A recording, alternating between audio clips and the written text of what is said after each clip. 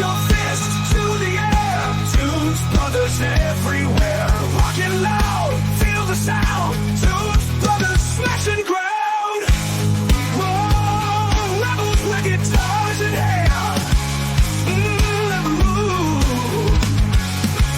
Raise your fist. Raise your fist.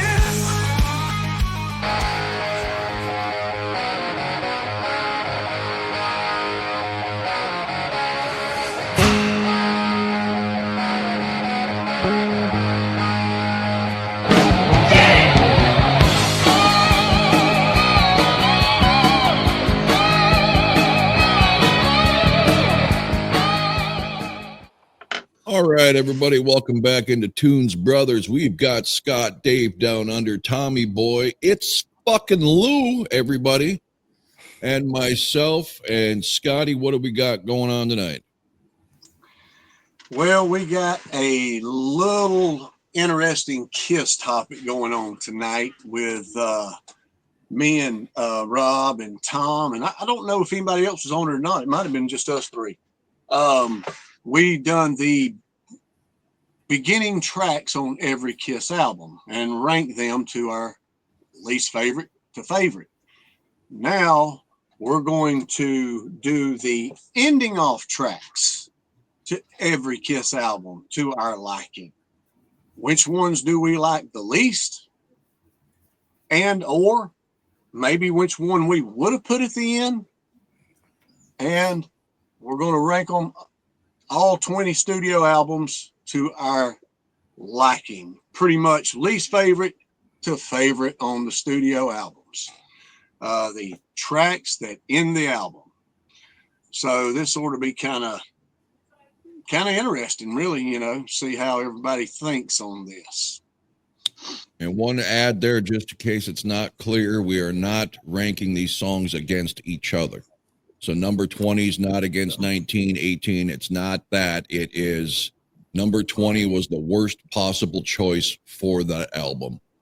Was a worse choice than number 19's ending track for that album.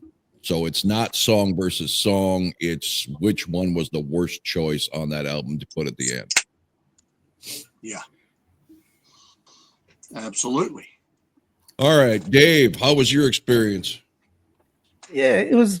I thought it'd be easier than it was. Like I said, it's hard to sort of get away from the songs that you like rather than whether they were placed in a good spot.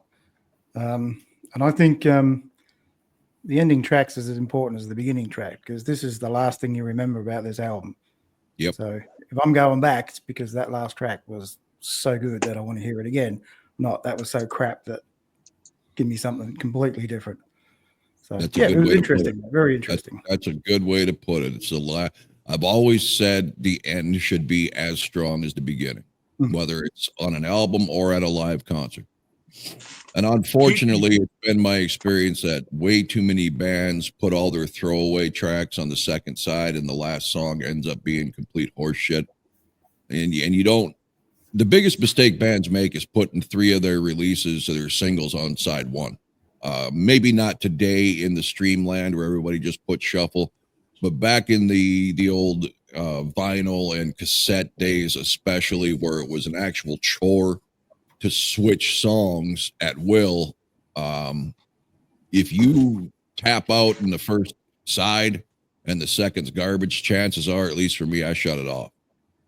Because I didn't have the patience to see what was next, because you had to fast forward, or you had to get up and take the needle and move it and try to get it on there without scratching your album. And I just think it's a big mistake, even now, for any band to put and shoot their wad on side 1. It's just a big mistake. And you should always want them wanting more, leave them wanting more with that last track.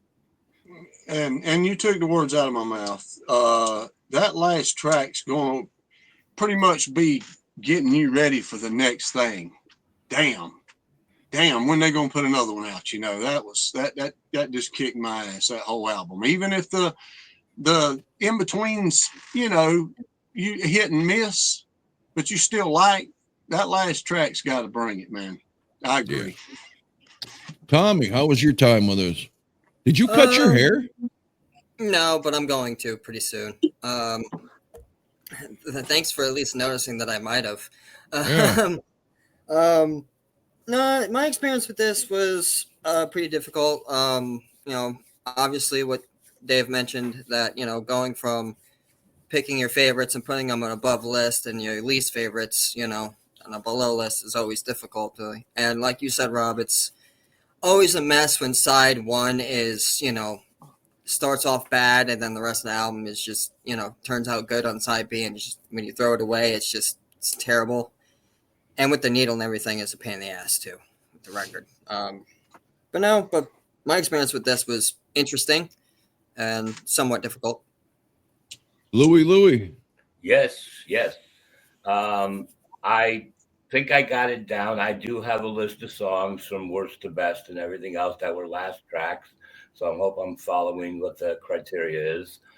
As far as what bands, the reason they make this mistake of putting the good stuff in the beginning and it gets worse or whatever, in a lot of cases is because of when record companies get demos.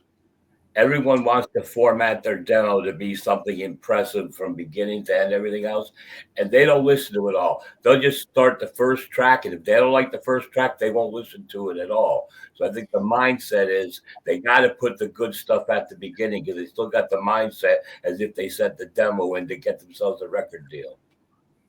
But they could actually throw that away once you get signed and you're in the studio. You could always. Yeah, they could do that, but for some reason they choose not to do that. Or sometimes it's not the band's fault. The engineer's a dummy and puts the shit song at the end. Gotcha.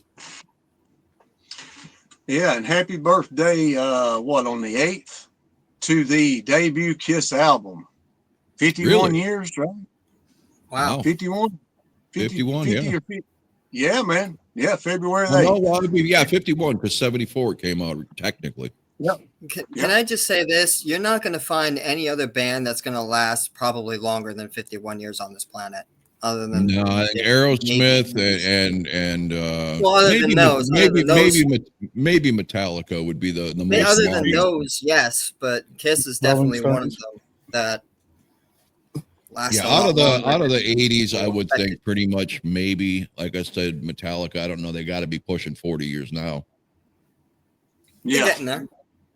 Well, Kiss is most definitely the in-your-face band that's been around for over 50 years. There's a lot of other bands been around longer, but they play state fairs and stuff like that. Right. Alice Cooper, bro. Wow. Yeah. He's got it longer. He's longer than Kiss. Yeah, that's right. The year I was born.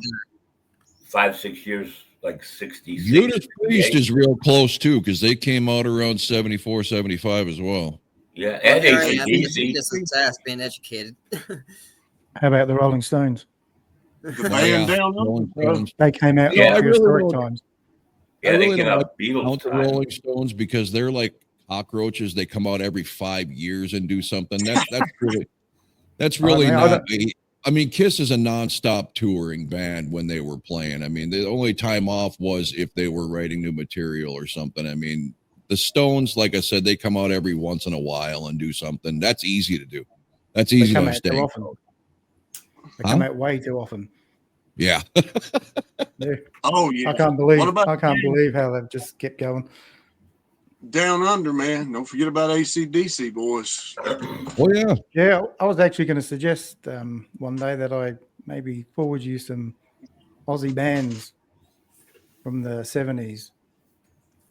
Yeah. 51 years is as big as AC/DC, and you might like. So it'd be interesting to do something. You probably never heard of them. Scott, you want to start us off? I will. And my number 20 is one of the worst songs that ever come out of their face, and absolutely should not have written this song. Jesus Christ.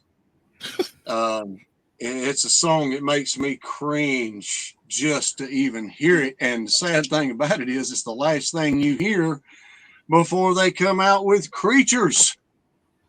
Get the fuck out of here. Okay?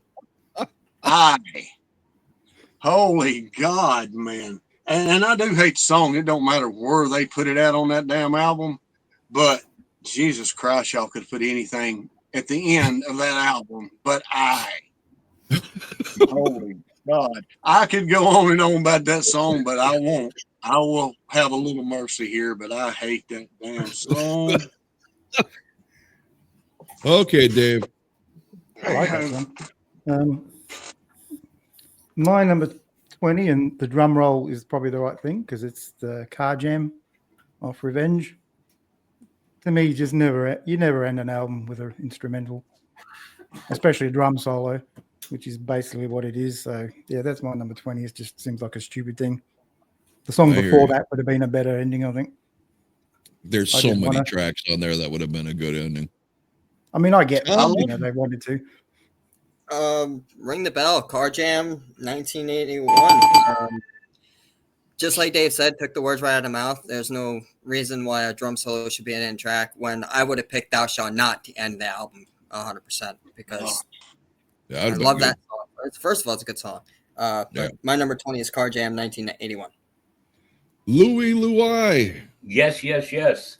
Okay, I'm going to just tell you my 2019 and 18 could have been interchangeable, but I chose to do on the lengths of the song because the number 20's got the longest time length. I chose that, and I do not like I Walk Alone. I know that's Bruce. He's a nice guy and everything, but that song just bores the fuck out of me. So that is my number 20. Okay. My number 20, I absolutely love this remake and the original, but you never ever, in my opinion, end an album on a ballad-esque song. Then She Kissed Me. You've got one of Kiss's arguably most rockin' albums of the 70s, and you end it on that tempo. There are plenty of songs on here that I hate. I love this song, but to me, it was the worst possible ending track. Not based on the song, based on the type of song. Yep. I can't disagree with you on that, man. I never thought about it that way because I do like that song a lot too. And not only that, it being a cover too. But hey, Dave, man, I like your damn backdrop there, bro. That's pretty freaking kicking, man. Yeah, My question: why they didn't end that album with Plaster Caster? Because I actually listened that is to what I was going to say. A couple of the albums I actually kind of listened to because I was in the mood to listen to them, and I always wondered, why did they choose this song to end the album and not Plaster Caster? Because that would have been a perfect one to do it. But They could actually put that at the end of side one and put Tomorrow and Tonight ending the damn album. That too. Yeah. I like but Tommy's yeah, choice better. Anything like you said, man. What was that, Lewis? I said it's almost like a ring the bell moment because I totally agree with Tom that Plaster Caster would have been the perfect to end the album. Cool. I'll agree with you, Scott. All right, Scott. Number 19, we almost got a bell ringer. It is Car Jam. And not that I do not love that. I mean, I do. I'm more of an instrumental guy than Rob is. I know how Rob feels about instrumentals. It's just according about what the instrumental is and how it is and how it's done. The only thing about that one is I think they put a little bit too much of the guitar playing in. Maybe start out with a little guitar, man, and then just let him go to town, dude. And I know it's a tribute to Eric Carr, man. I mean, damn, dude. He better be glad he got that, for God's sakes. But I've always liked it. He's just beat the shit out of the drums, basically is what it is. And I understand people that don't like solos and stuff like that. Yeah, live, I'm for it, but on an album, dude, it's just after a time or two, man, you just it's just not nothing to hear on it anymore, man. So, yeah, Car Jam number 19 for me, man. Down Under. My number 19 is proof that you can put way too many songs on an album. It's Boomerang from Hot in the Shade. If they stopped at 12, we wouldn't have to listen to that shit. So, yeah, it wasn't a fantastic album, but that did not help. Fair enough. Tommy. My number 19 made me scratch my head because, like I said before, I kind of listened to some of these albums, and one of them was music from The Elder. Number 19 is I. I didn't really know how going back to it, listening to it fully in its entirety, pretty damn good. Right? But I scratch my head when I listen to I. I'm like, it doesn't really fit the album to me. But or fit a way to end an album like that, I should say. Especially with the stupid talking at the end, that makes it even worse. That's another reason too. But Lewis. My number 19, I. Okay. Since I had a hard time with this list, and I just said to myself, what am I just going to pick for this next thing? And no rhyme or reason, just a choice I made. Last Chance for Monster. I'm not saying it was that album it's hard to pick what would have been the best song, but since it's kind of a mess, and even the recorded sound of it annoys the hell out of me. It's loud, it's distorted. I wish I could have grabbed all the guys, slapped them in the face, and say, we're going back into the studio. We're taking this part out and this part out and everything else. And I want, Eric, you're going to redo your drum patterns because you have no groovy beat on any fucking song. So that's... Yeah, and you ain't fucking singing either. My number 19 with Dave, Boomerang. Quite possibly the worst fucking Kiss song ever recorded, shy of everything on Monster. This song is terrible. It is one of those songs where it's like they're trying to show that there's some speed metal band or something, and it's just fucking garbage. I totally agree. You could have cut maybe up to 5 songs off this album, but that one is absolutely unlistenable. And if that's the way you end an album, I am definitely not looking forward to the next one. Bruce Kulick likes it. I don't give a shit what he likes. At least the positive, Rob, is you don't have to skip it. You just don't have to play it. Yeah. I made the mistake of listening to it. Boomerang, dude, I'm kind of torn with that damn song because I love the drumming, the double bass and all that in there, and I actually like the way Gene sings it, but that guitar feel, it's like, God almighty, man. I mean, it's like they're not even in tune with each other when they're doing that. Sounds like fucking noise to me.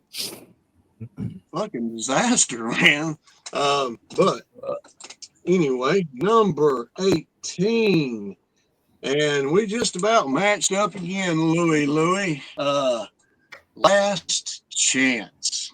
And, I'm guilty of actually liking a couple of tracks on this album now. But that's not saying too damn much. Damn, you ended it like shit. I mean, you began the album like shit. I mean, because I hate that song, the one they released. And I mean, you could have put something like Wall of Sound or something at the end. I mean, I know it ain't going to do much, or Back to the Stone Age or something like that. That does have some jam to it, man. And it actually does rock. I mean, I've been trying not to be so shitty on that album and even jabbing back at songs every now and again just to try. There's a couple of them I like okay, but I'm not gonna insult myself any further. So there you go. Dave. Number 18, I've got You're All That I Want from Unmasked. This has got to be one of the worst choruses I've ever heard in my life. And the only saving grace is they didn't put Torpedo Girl last. But seriously, the song's all right, but as soon as they get to that chorus, it's like, what are they doing? They should be singing on it. My God. He said, "My God." Tommy. My number 18 is a song I hope to never listen to ever again. I will say this: Ace Frehley is no singer. It's "Save Your Love." Save your love, bro. That's Paul. What's the chorus? I couldn't handle it. I could not handle it for more than 4 minutes. 4 seconds. Sorry.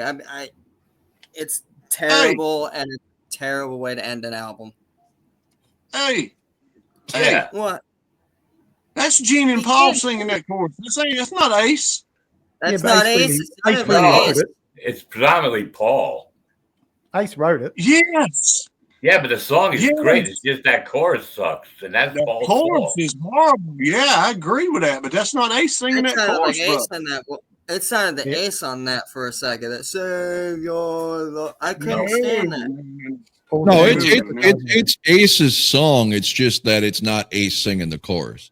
Yeah. No. Ace does great on the verses. Damn right he does.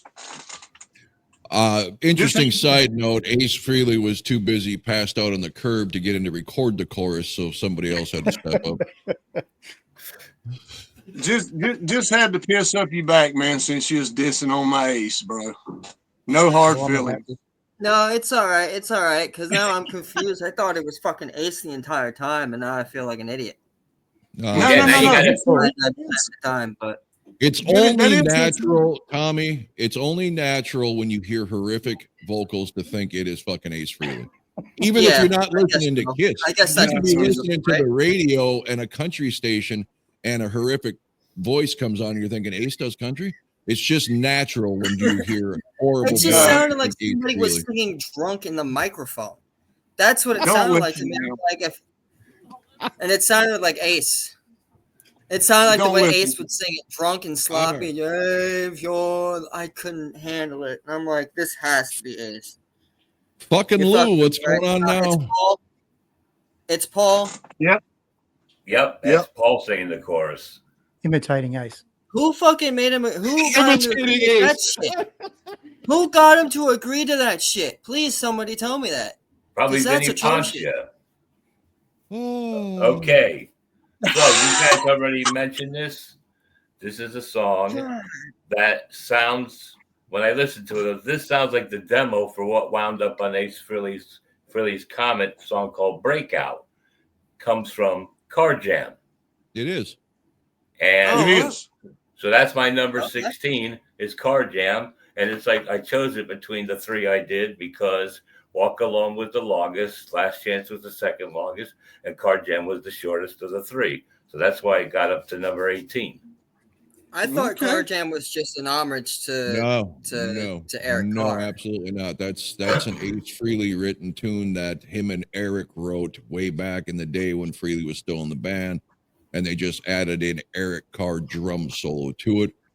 Interesting side note: the song "Breakout" sucks every bit as much as Car Jam. So No.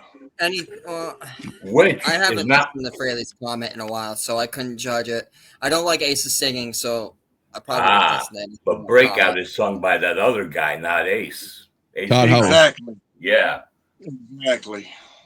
you can But listen to it's still- Frehley's Comet, Tommy, because the good songs are sung by Todd Howard, who actually has a good voice. No. Oh, okay. All right.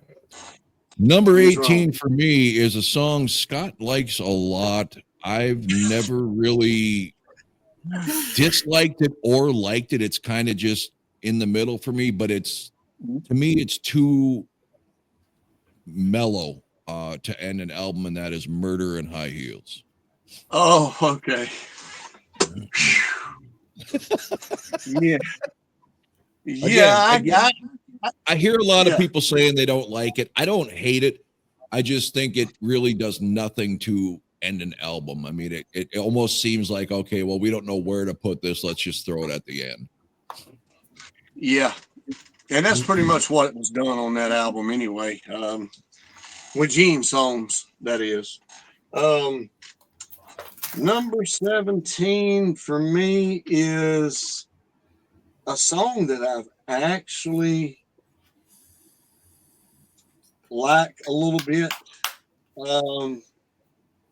You guys just got done talking about it. Boomerang. Yeah, I mean, it is erratic as hell, and there's parts of it that I love, but there's parts of it that I freaking hate. And then don't understand why they done it like they done it when it could have been totally different and totally, a lot better. But yeah, I don't know, man. With that album, geez, man, I don't know, man. I don't even know what I would put at the end, for fuck's sake, on that album. So that's how crazy that album was. But I just ain't crazy about the song. It's too long. The album's too long and sounds half-ass unfinished, and they sound like they're experimenting. So Boomerang, it's not that great. So that's my number 17. David. 17 for me is Save Your Love. Sorry, Scott, but once again, the chorus, please. Yeah. It's an It's the ordinary chorus, the isn't song it? itself is fine, but the chorus. Paul Stanley's chorus. It's Yeah, but I just said the chorus. imitating Ace. He probably just heard the demo and thought that's the way it should be sung. So I would have ended it with the side one ending, put Dirty Living at the end. Yeah. Goodbye, Peter Chris. The last song, his last song of the album. There you go. Tommy And Tom. I'm sure they knew he was going by then. Oh, yeah, I'm sure. My 17 would be Boomerang. Ring the bell. Oh, yeah. This is where, with Hot in the Shade, I've always questioned why it was so damn long myself. It's nonsense for an album to be that long and so many tracks, but I question my head on that song. Like, what the fuck were they thinking when they were writing that song? The lyrics if you don't have quality, you just go with quantity. I guess so, but it's just, to me, it was just a weird song, a weird way to end an album. Number 17, Boomerang. Lewis, have you heard any history of why the fuck they put so many tracks on that album? Oh, geez. I kind of read about it, heard it, then I couldn't remember. I think they just wanted to throw like everything on the wall and see what sticks, kind of thing. They just, I think they just probably all said, like, well, they wanted like all these great ideas. And, like for Boomerang, I got a different opinion about that. But like, I think Little Caesar's the worst song on that album. Yes, it's terrible. But anyway. I think I know. I think I heard something one time on an interview. It's been for freaking ever, so I'm hoping I'm saying this right. Eric Carr loved speed metal. He was into the Metallica, Anthraxes, and Slayer type stuff, man. And I think they were experimenting with that because, I mean, dude, he's really, I mean, if you can just get over the song itself and listen to it and turn it up and listen to his damn drumming on that song, bro. Yeah. He was the question was, why did they put so many on? Because they were clearly serious about making a huge comeback. I mean, they stuck a lot of money into that stage production. They brought out the old fucking classic songs. I mean, they kicked serious ass. So it's not like they were just going through the motions. So I'm just curious why so many songs when none of them. I mean, I would imagine that even Gene and Paul can't say that most of those songs aren't filler. The band took advantage of the increased capacity of the CDs at the time, allowing them to fit longer running time on a single disc compared to an older vinyl record. That's what the deal was? Right, yeah, that's what it says right here. Thank you, Tommy. They were having too many songs. They thought having were having too many songs could affect sound quality. Essentially, they included as many strong tracks as they could within the new format's limitations. Wow. They also apparently felt comfortable with their demo recordings. Yeah, well, all those songs are remixes of the demos. They're not the Yeah. demos. Yeah. But the The one thing, emergence of CDs enabled artists to put more songs on the album without sacrificing sound quality. Okay, that's why they did it. all right. The one thing I want to Okay. say is Interesting. the one thing I want to say is this. I don't remember the name of the song, but it was an unused song that Eric Carr did. That was a really good song. I'll try to get it to you through email or something to let you know what the song is. And you'll be saying, damn, why didn't they use this track? It's a much better song. It probably would have been the best song on the album. But anyway, we're still at me for number 17. And it was mentioned earlier, and I never liked the song, You're All That I Want. I agree with Dave. That chorus, droning chorus, is the worst thing ever. You're all that I want. You're all that I need. You're all that I feel. You're everything to me. Oh, I could have written that. good one, man. Good one. Okay, number 17 for me is a song I've never understood, never liked, and clearly was a filler. And to end an album with a filler to me is just a big mistake. Thief in the Night. I don't like anything about this song other than the opening guitar riff, but the song itself just does nothing. You said you liked that song.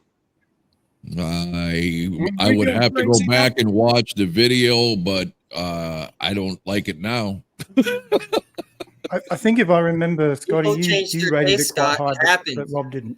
Just like I thought I loved Iron Maiden. It turns out I went back to listen to them, and it turns out I was completely wrong. They suck.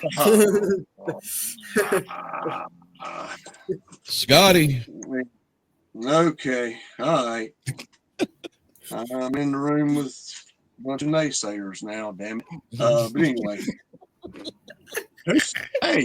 Hey, did we ring the bell, or is it it's a new number now, ain't it? You're all on that I 16. want. You're on 16. You're all that That's I- a new one. That's a new one. Yeah. Okay. Okay. And I like this song now. And I used to not like this song at all. But the last time we done this Unmasked album, I liked it. I thought it was good. But it just wasn't the way to end off the album, period. I mean, damn, they could at least put Torpedo Girl at the end, or what is it, Shandy or something like that. But no, they had to end off with this. So, Okay, Dave. Number 16 for me is actually a song I do like, and that's Then She Kissed Me. I think it just would have been good in the middle of the album somewhere. Which I song? think Then She Kissed Me. Okay. Great song, great cover. Just think, I agree with Scotty. I think Tomorrow and Tonight would have been a great way to end this album. Yeah. Tommy boy. Strange Ways. what? To me, I think they should have ended Hotter Than Hell with Let Me Go Rock and Roll, or Watching You. What? Man. Or at least All the Way, Take Me All the Way. And then it'd been a complete banger to end an album like that. But that's my opinion on that. And that's my number 16. Lewis. Okay, not far off from Rob from the previous round. Thief in the Night made it as a choice. And I honestly, I'm not honest. Well, yes, I am honest. That album should have ended with Turn on the Night. And There it you should go. have opened with No, No, No, regardless of what you guys That think. goddamn song. Lewis. That song's a fucking kick rocker, man. No. Lewis. Oh, Don't shit. forget, other people will watch this and they're going to say, Yeah. Lou's right. No, No, No is awesome. No, it's not. It is I so. wouldn't count It's not. that. It is a Okay, terrible my song. 16. Probably gonna fucking upset Scott and viewers. No. I've always found this song extremely overrated. Oh, I'm not no. saying I don't like it. I do like the song, but in the Kiss cult world of fandom, people treat this song like it's one of the greatest things ever recorded, and I couldn't disagree more. It is. And it is a horrible tempo to end an album on. Strange Ways. Oh, okay. Oh, I thought you was going to say It's just, something I else. like the song. I've just never understood why it gets so much love in the Kiss Exactly. community. What's wrong? What's wrong There's with nothing tempo? wrong That's with a heavy song on that freaking Nah, album. it's a strange way. I mean, I know Peter's got some What do you killer mean? screams, but the tempo, it's bringing the tempo down musically. Forget about Peter's epic screams, which are awesome. It's just the song doesn't move very fluid for me to end an album.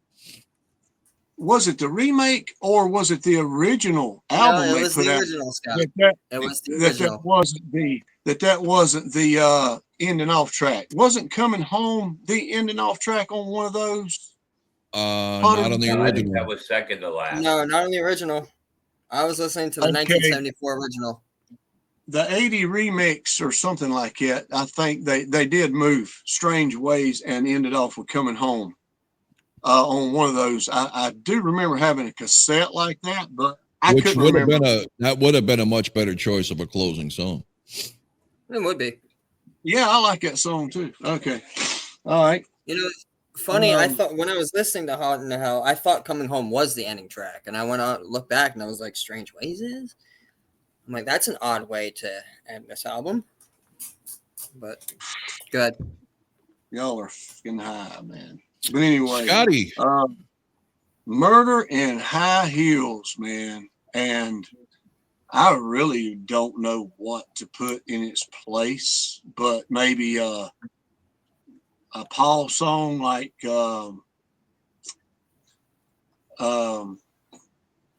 God damn it. What's that freaking song he does on there? Not Thrills I was in the made Night. for loving you. Get All You Can Take or something like that. Get all you take. Yeah. That's an awesome song. Yeah, end off with that, man, or something, dude. Murder in High Heels, I love the intro. I love the jam to it, man. It is a rocking song, but the way Gene sings it, I do not like. That's what hurts that song for me. But anyway, yeah, that would be my number 15, right? Yes. Down Under. Yeah, my number 15 is Thief in the Night. It's an okay song. Just think there are many songs that would have fit better at the end, but yeah, not much else to say. Just it's okay.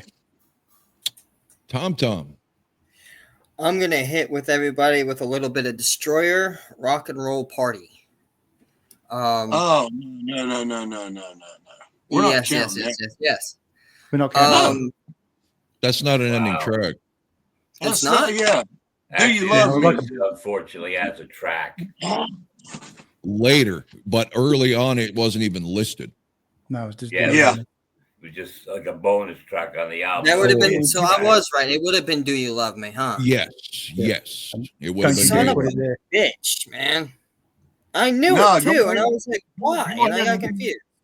That's why you Yeah, had go ahead. 21. Unless you don't have Do You Love Oh, Me? you son of a. I'm stupid. should be Oh, in Okay, the you so top got never right? mind. It would have been Do You Love Me? If It you would got have been Do You 21, Love Me? then. Do you want to just bump your next one down? Yeah, my number 15 would be Murder in High Heels, though. yeah. I would have ended it with All Night. Wait, whoa. Not on that album. All I know it's Night not. is an ending track on a different album. I know, but I would have ended it with that. I would have ended it with I Was Made for Loving You. Yeah. That or Burn you- Bitch Burn. I would have ended it with Burn Bitch Burn. What the hell? I definitely would have ended it with Burn Bitch Burn. There you Okay. That's a good tune. Number Lewis. 15 for Lewis. I also selected Murder in High Heels. And I know, because I'm brilliant, that the best song to end that album would have been While the City Sleeps. Yeah, it's not a bad choice. Okay. Okay. All right, number 15 has been talked about by I think two of you, and you don't. And I think it was shit. I don't remember which one of you said it. You don't end an album with an instrumental. And Car Jam, no exception. I know it's kind of a song, but without words, it's still an instrumental. And to me, drum solos are awesome in concert when you can feel that fucking bass in your chest. But on an album, like Scott said, after you've heard it once, maybe twice, and you're drooling and just all of the drumming ability after that, it's like, why would I need to ever listen to this again? No knock on Eric Carr, fucking phenomenal drummer. It shouldn't be on the album, let alone ending the album, put it that way. But Honest, it was, at least 5 from the bottom. So for me, to See, get I've real. always thought that a drum solo is something you look at. It's a visual thing. yeah, it's a To visual, watch the absolutely. drum, I think. Not an audio thing. It's just Yeah, because it's not even an instrument, really. It's just percussion. So I mean, it's not like you can hum along to a drum solo, I don't even think that was his best work. That's not the No, best but it solo was he's still ever pretty done. decent. Scott, yeah. 14. I hate to be a stickler here, man, but I'm still trying to figure out who in the hell's holding on to I. But we'll get to it anyway. All right. Number 14. Then She Kissed Me. I know one of you guys has brought that one up, and that goes to show you that I'm not biased just because it's a 70s album. I like the song. I always have liked the song. But when you go to thinking about ending off Love Gun with that song, it is kind of not cool, I guess you could say. I think that something like Got Love for Sale, or because I love that, or hell, even Shock Me by Ace could have ended off that damn album. And then Tomorrow and Tonight, I said that earlier, but there's a lot of songs on there they could have ended that album off with except that one. But Shock Me, that's Scott? it. Yeah. David, what 14 are we? 14. Yep, Murder in High Heels is my number 14. I agree. I think Burn Bitch Burn would have been a better song to end the album. It's just an okay song. It doesn't excite me. Certainly wouldn't want to make me listen to the album again anyway. Tom. My number 14 would be Do You Love Me? What? It's just tempo for me when it came to that. Huh? What? I would have put God of Thunder at the end of the track, at the end of it. That would have been a better album. I would have ended it with Beth myself. That'd have been a real epic way to end an album. Yeah, But man. it's overplayed in such a mediocre ballad. Or Great Expectations. That needs to be set on fire in a ditch and desert like the rest of the ET games that Atari came out with. Shit. Lou. Hard Luck Woman is a better ballad than Beth. Yes. It's a better song, but Beth is more Especially ballady. when Paul sings it. Yeah. Well, Okay. hard Lou. ballad, I guess you can call it, I guess. Well, Tom, shut up. I'll talk. Okay. Before I mention my song, I think Destroyer should have been the last 3 songs. Do You Love Me, Beth, and Shout It Out Loud. That's what should have been the last 3 tracks. Yeah. But anyway, so like Tommy said it earlier. Scott just said it. Then She Kissed Me, and I still agree with Tommy that Plaster Caster would have been the perfect ending for that album. Yes, absolutely. All right. Yeah, I like that too. 14 has been mentioned. Who can forget the agonizing chorus by Ace Frehley on Save Your Love? Mountain Dew, folks. Yeah, that's my boy Paul, but I think Dave hit it right in his head. It was Paul imitating Ace on the chorus. Like I said, Ace probably passed out somewhere, and Paul heard Ace's demo and said, "Okay, I'll just sing it like Ace." Yeah, terrible fucking chorus to an otherwise really cool song. Unfortunately, I think everybody who's ever heard that song has the same take on that. The fucking chorus just ruins this song. And I don't want to hear that droning chorus to end an album. I agree. And you can't blame it all on Paul because there's two voices in that chorus. Yeah, bro. yeah, It's either Gene or whoever that's singing yeah. backing vocals with Paul on that. So It's horrible no matter who's doing it. Yeah, no shit, man. Number 13, and we're starting to get, well, I think we're getting ready to crawl out of the negativity anyway for me, but Yeah, me too. and I've grown to like this song, and I don't think I've ever disliked this song.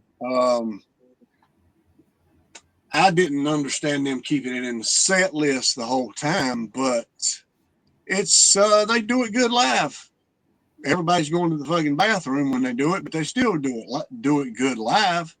It's Say Yeah from Boom, Boom, Boom. But anyway, yeah, man. And look, dude, anything could have. It's not a bad ending off track. I mean, it's a good song, and hell, they could have put anything on that album as an ending off track, but I don't know if I'd even move it. So, Dave. Number 13, I've got I Walk Alone. I wasn't all that familiar with Carnival Souls, to be honest, so I was actually pleasantly surprised by this song. It's probably a little bit too long, but you know, I think it fits as a good closer for the album. And Bruce can actually sing, so I don't know why he didn't do more. I agree with that. Dave has spoken. He has. Thomas. Ring the bell. I Walk Alone. What an amazing way to end an album with a man that doesn't sing on any of the Kiss records he's been on that I know of. Nope. That's He the does only not. song. I didn't even know that he could sing and sing damn well. Not only make a guitar sing, but his voice is pretty damn good. But it's a good way to end a song. Not end a song, but end a record. Lou. Okay, number 13. I picked the song Scott loves so much. I thought everything else for me up until I is worse than I, or at least not appropriate. So I know it's a messed up song. If you ever see them do it on the show Fridays live, it's a little bit better.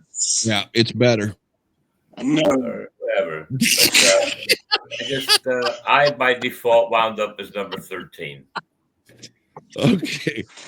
Number 13 for me, I do like the song. I do think it's way overplayed, and I've never understood, and me and Scott have discussed this on many videos for Kiss songs and albums, why it got the nod to stay in the set list for so many decades. But to me, when you listen to this album and the utter destruction of these songs, War Machine might be the weakest track as far as the up-tempo songs go to end this album. Like I said, a good song. Still don't understand why they think it was worth keeping in the set for 30 years, but is what it is. I'm done. Right, Scott? I was just making sure I was hearing you right there, bro. All right. Yeah. We had a little technical difficulty there. He thought you said War Machine. Okay. I was preparing a funeral for my soul and my heart. My number 12 And I'm, it's awesome that I haven't heard this one yet, man. Damn. I thought, damn, I'm going to have higher than everybody.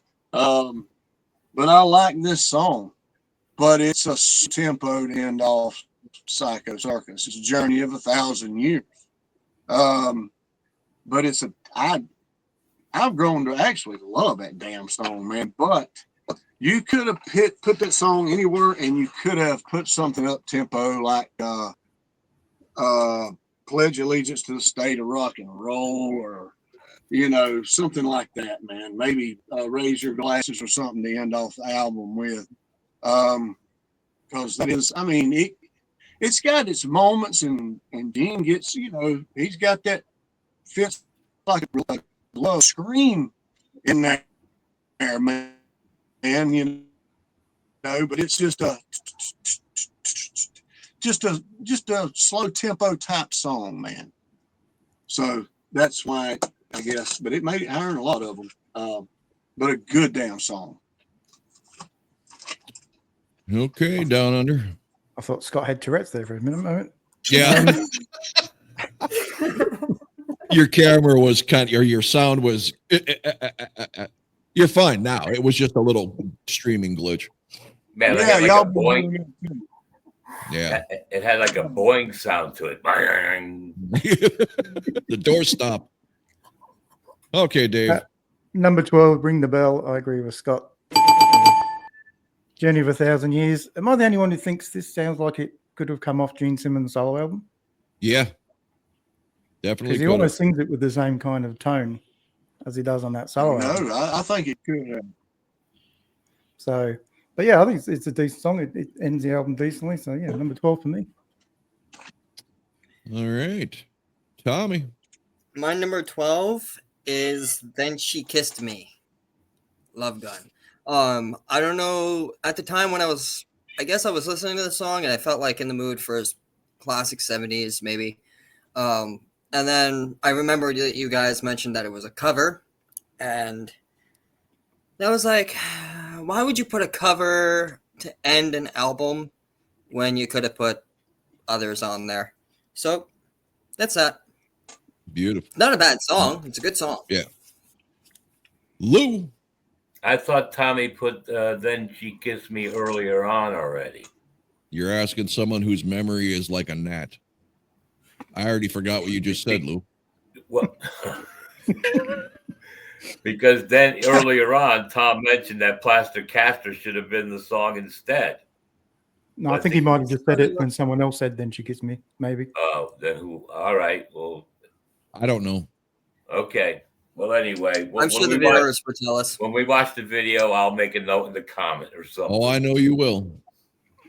Now, is it my turn yet?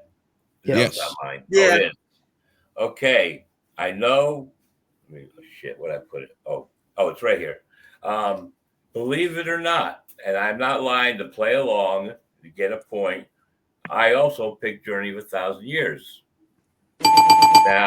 Now, the thing is, the reason that song doesn't work is because once you get to I Finally Find My Way, the album's ruined.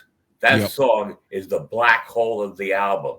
It sucks in every song you heard before, and you completely forgot all the songs you heard before, and the last two tracks aren't strong enough to pull away from it. So that's why that song is the black hole of the album. It fucking ruined the whole damn thing. Not saying all the songs are great, but they were reasonably pretty good. And damn, y'all are cutting out bad. But that thing just went like, whoa. Yeah. So like I said, I don't know, and Raise Your Glasses probably is a good choice. And Scott, I think they're talking about the glasses you contain a drink with, because why would you say lift your voice in celebration with eyeglasses up in the air? Are you having okay? All right. My number 12, the dreaded I that everybody I think has hit on already. The only reason this made it so high is because I would never and fuck the reorder in the later days. I would never take the oath out of the opening track. I is the next fastest song. So to end an album, I mean, I love this album so much, but a lot of these songs, and we're I'm going to going put out Under and the coming back Rose, in. maybe Under the Rose, just because of the epic gothic sound. But you got to put it somewhere. You're certainly not going to, leave off with Or Without Heroes or something. So, it's not a bad choice for a bad song. I think if you listen to the lyrics, though, it's sort of, it suits what was going on beforehand. So it's It's right. anthemic. Yeah. Scott, are you having problems up there, bud? He always looks like that.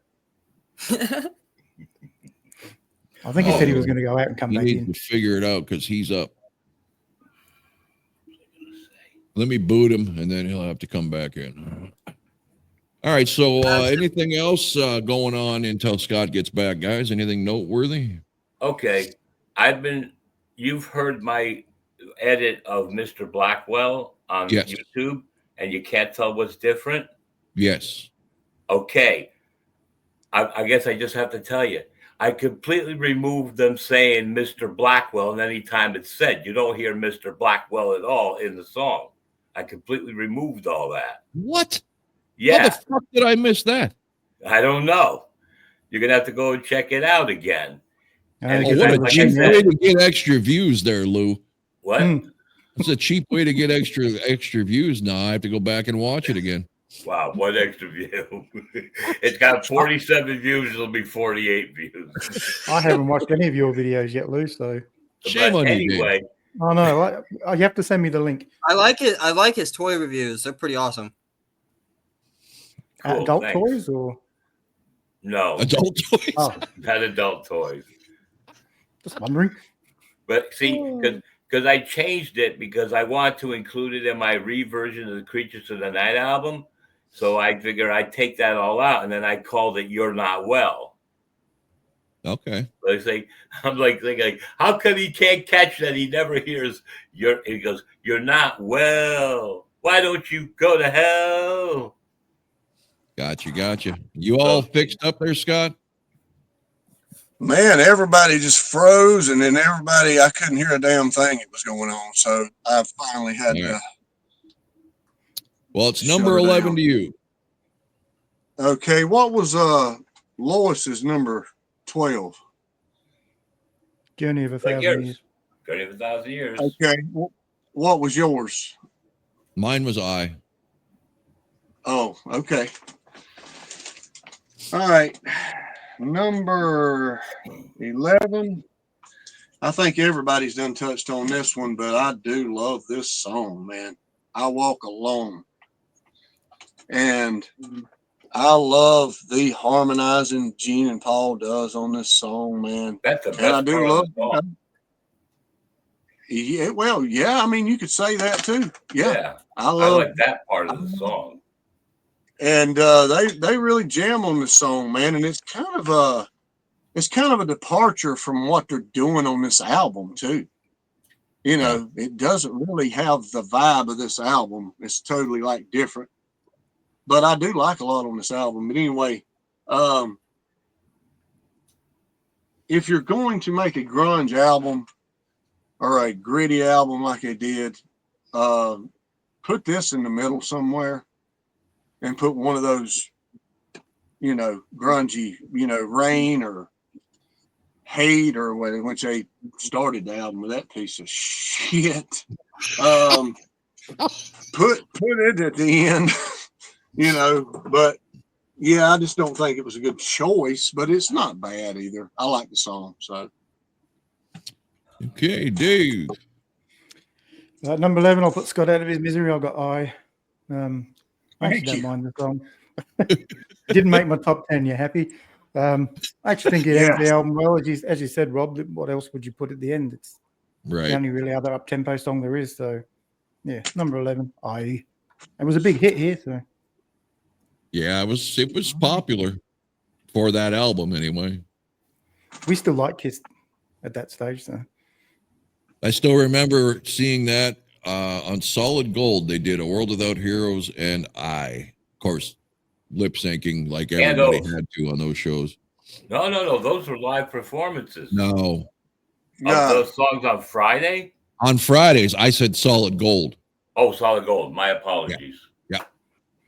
Thomas, My number 11 is You're All That I Want. God, it made it all I right would have there. just put Shandy at the end of Unmasked and called it good. you would end an album with Shandy? Yeah. You got to be shitting me. Well, it's either that or is that you? Is that you would have been Well, a that good would've one, been but a it's better a one. great opening track. The only song Kiss didn't write. Which is that you? Yeah. Yeah. Yeah. Have you heard the Naked guy City. do his own version? Yes, it's actually not bad. Yeah. It's a pretty good song. Okay. Naked City would be a good ending for that one. Maybe, yeah. Or tomorrow. You know what? If you Yes. did Naked City, that would almost been like a Journey of 1,000 Years flavor in a way. Yeah. You know. But anyway, my number 11 is people have made T-shirts of it. / say no to say yeah. Anyway, yeah. So I picked Say Yeah. It's a good song, but Thank to you. me, All for the Glory would have been a better because it has that like let's bring it on home, boys, and go out on a high note kind of thing. So All for the Glory definitely would have been a better choice to end that album. But yeah, number 11, Say Yeah. Okay. Number 11. Now everybody watch the screen and watch the vein in Scott's head start bulging. Why'd you make him No, big? don't you fucking do it. Don't you fucking do it, man. 'cause Number it's Starting 11. already, Rob. Making Love. You're out of I- your fucking mind. You're crazy as hell.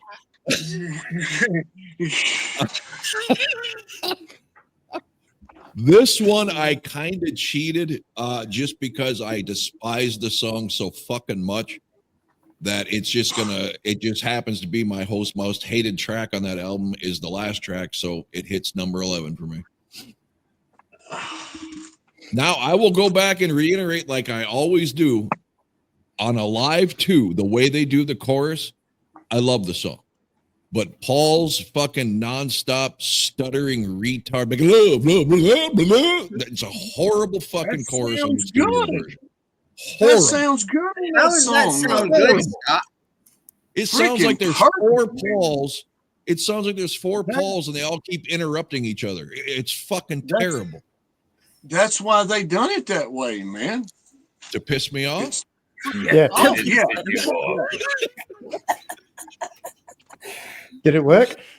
Yes. Yeah, probably. Number Sounds 10. like it. Number 10.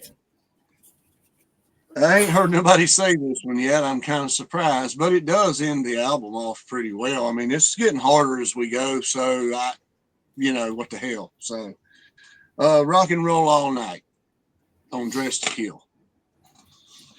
And you could have ended the album with a lot of songs on that album. I mean, pick and choose, man. But it's fine where it's at. I got no problem with it. So, got no problem with a lot of these. So, that's my number 10. Dave.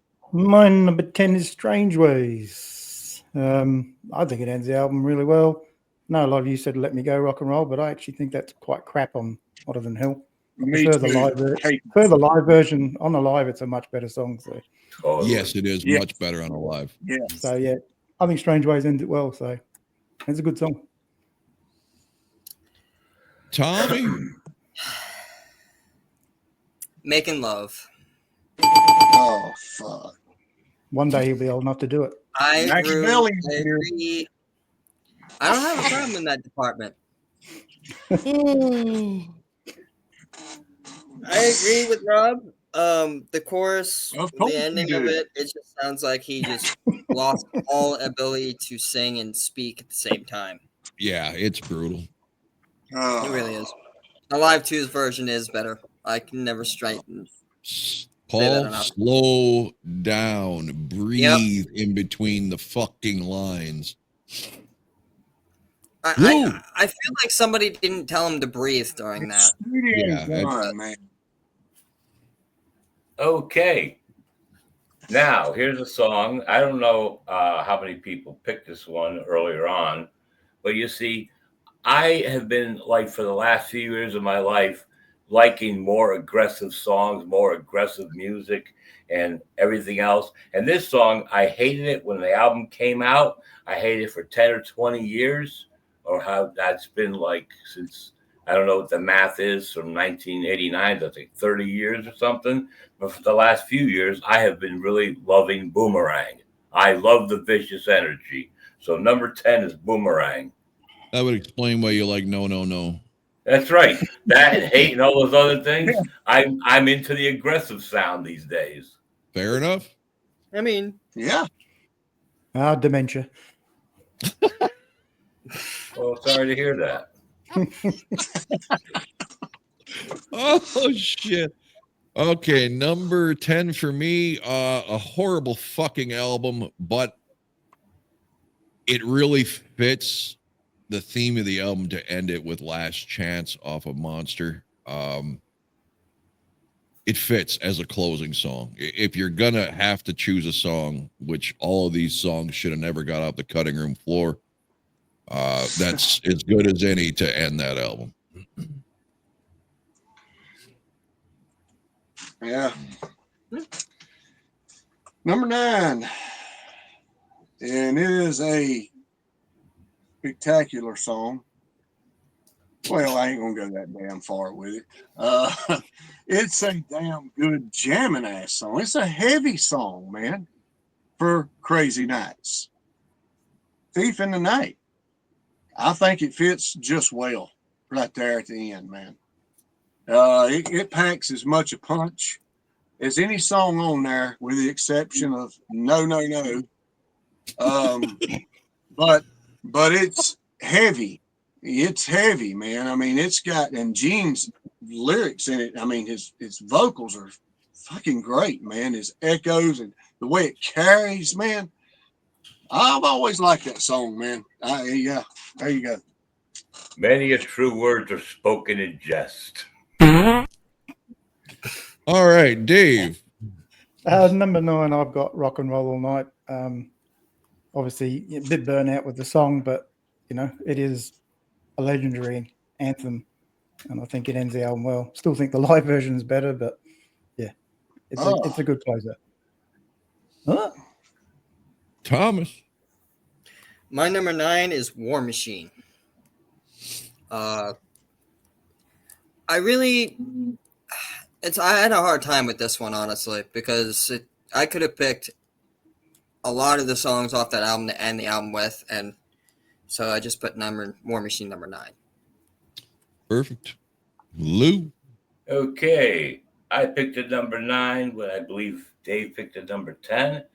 And the tempo, I don't know where to argue. Should be slow, be faster, whatever, because I tried different settings.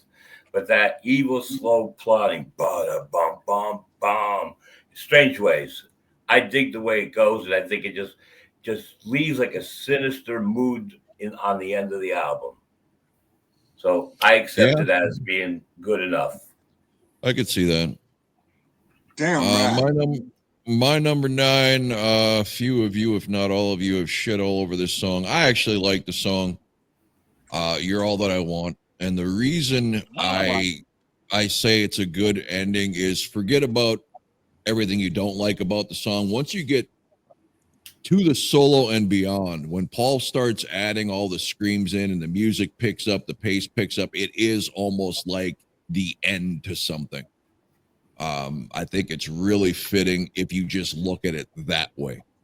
Just the end. Like I said, the ending, it's almost like, the credits are rolling at it. The closeout improves. Yeah, it really picks up. And I do like the song. So I usually turn it off as soon as I hear the chorus, so I don't get to that part. So. Hey, I think me and Rob both said when we done the Unmasked, because we had to listen to the whole album again, that we didn't care for the song at all before, Yeah. and we both wound up actually It digging the was, song. yeah, it was that video we did that really drew my attention to Paul's vocals at the end, you know, shouting out in there, and it really just made the song much better. I remember. Yeah, I remember the big Ace band giving Ace an absolute hard time on that one. Oh fuck, That man! was fun. Yeah, they should have Scott not had let a him hard have time with that. album. I'll admit that all day, bro. Yeah. Number 9, Okay, Scott. and number 8, ain't it? Yeah. Oh, 8. Yeah. Yeah, sorry. Okay.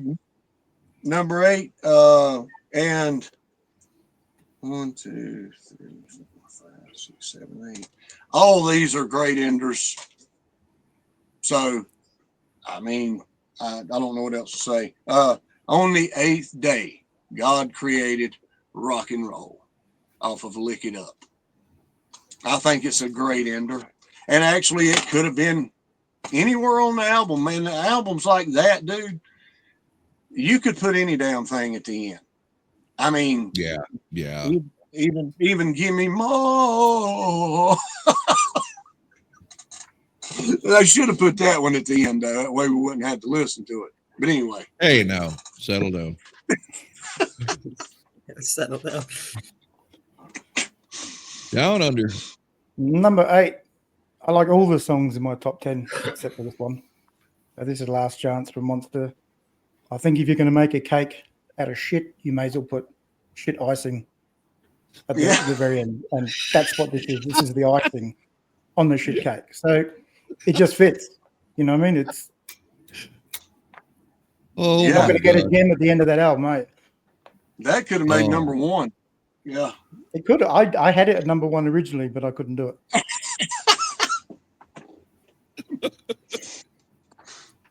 All right, Tom. All right, my number 8 is where I believe everyone should check into a mental asylum. Journey of 1,000 Years. You have Psycho Circus, which is the curtain opener, and then I imagined the little twinkle beginning of Journey of 1,000 Years would be like the curtain closing almost, and that's how I looked at it. That's cool. Yeah, and then that's how I usually look. I look at that album Good like analogy. a crazy story. circus kind of theme. So I've always looked at it with that album, and I grew up with that album too. So I've always looked at it as a child, and even to this day as an adult, or a young man, I should say, I always looked at it like a concept of a circus. But Cool. Yeah. Lewis. Got a little story. I went to go see Kiss back in 1984 when I was living in California at the Long Beach Arena. And when the show was near the end, I was in one of the first mezzanine looking down the stage type action going on. And I worked my way down to the side that Gene is usually on. And I got as close to the stage as I could. And they said, "What song you want to hear?" So I screamed out on the 8th day. And I shit you not, Gene snapped his head and did a finger point at me. But they didn't play the song. So I chose on the 8th day to be my number 8. Sweet. Hell yeah. All right. Number 8. I love the song Lewis. I don't give a fuck what t-shirts were printed. Say Yeah. To me, the best song Kiss made since anything, since Revenge. It was the closest to me to epic Kiss type songs. And it's a good closer. It is a good closer. What are you saying 2 for, Scott? Second best song. Yeah. What's Okay. that? What's All right. first? No, go. What's the other one? Well, The Psycho opener. Circus. You like No, Psycho no, no, Circus off with Revenge, right? Nope. Sorry. Same album. You know what I'm talking about. I know. It's a piece of shit, but yeah. Say Yeah. Great song, great closer. I wouldn't move it like Scott said. I don't think anything else on this album would be a better way to close it than Say Yeah. Well, I didn't really technically say move it. I said you could or you couldn't. No, I mean, said, it's not. No, you said you wouldn't. I'm agreeing with you. Oh, okay. Okay. All right. I said Okay. all for the glory. Number 7 is an absolutely spectacular song. It is. And the chorus is shit, like we've done talked about. Save Your Love, man. Freaking badass to the bone. Ace Frehley rips it up, man, and the chorus just fucks and kills it. So, Yeah. well, it could have been anywhere on the album. It's a high tempo song. It's a good song. But leave it or not. So, number 7. Beautiful. Dave. Number 7, I've got Say Yeah. All the reasons Rob said. It's the best song on the album. You either open the album with it or you finish the album with it. But yeah, great song. Sorry. You're a smart man. Have I ever told you that, Dave? A couple of times now, yeah. Okay, cool. Tommy. My number 7 would be Rock and Roll All Night. Well, I guess this is where you can say I kind of cheated, only because it's an anthem. Overplayed, yes, but God, very yeah. well known, and it's an anthem. So, and why not a better way to close an album like Dressed to Kill? I'll keep my peace and keep that on a down wraps with that album. Good album. But my number 7 is Rock and Roll All Night. Just to kill. See, Tommy's right there, not a good fan. album. Right there, good album. Right there. It's a decent album. It's not good. It's a decent album. Should have ended with Room Service. They could have ended it with She, and I would have been happy. Okay. I like the song a lot. Like I said, it's unfortunate what they did to ruin the song. But as the song itself, Save Your Love is an awesome tune, just mired by that chorus. You know, that's all I could say with that one. You know, it's amazing because a lot of Kiss songs are polarizing. This one across the board in all my years of listening to Kiss podcasts, virtually everybody loves the song, but they say the same thing. The fucking chorus is horrible. So with all those people, you think somebody in the fucking studio would have said, this chorus is not fitting. I just don't understand how that gets through when everybody else clearly now thinks that's the only bad thing about the song. It's just amazing. They could have just sung that differently. Yeah, you know? Yeah. They just could have went, save your love, say whatever, Anything. Just changed it. Yeah, absolutely. Save your love. It sounded like singing it. Yeah, but anyway. Number 7, a song I gave no attention to until me and Scott went back and did this album, Journey of 1,000 Years. And normally I wouldn't put an album or a song this down tempo at the end, except this is almost like an epic end of the story. Kind of like Tommy was saying, it's wrapping up the circus act, and it may be downtrodden as far as the tempo, but it really is epic. It's the best. This to me, like you said, Dave, it could have been on Gene's solo album. This could have been on The Elder. Yes. This is just one of those gothic almost. I don't know, but it's a great way to me to close that album. And really, short of maybe like Scott said, raise your glasses.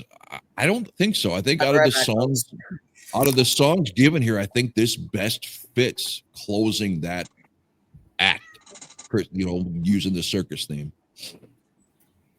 Yeah, and it's a great fucking surprisingly great song that I ignored for years after the album came out. So, all right. Yeah, I didn't pay much attention to it when it first came out either, but it didn't take me long because that one and Dreaming, there's a couple of them on there that I really like above a lot of the other ones that don't get no attention or credit at all. But number 6 is Outstanding Ender. All night, bro. You can give her that her treat. Now this is a rocking, just a way to go out freaking rocking right here, bro. Which song, Scott? Huh? Oh, right. Which song was it? all night, baby. Yeah. Oh, okay. I love this song. And I think it's a great one of the rockinest songs on that album, man. Just pure rock, man. Cheesy, don't give a damn. It rocks, man. Everything about it is damn good. So, number 6. Okay. Down mine- under. Down under. Oh, sorry, go on, Lou. What you gonna say, something?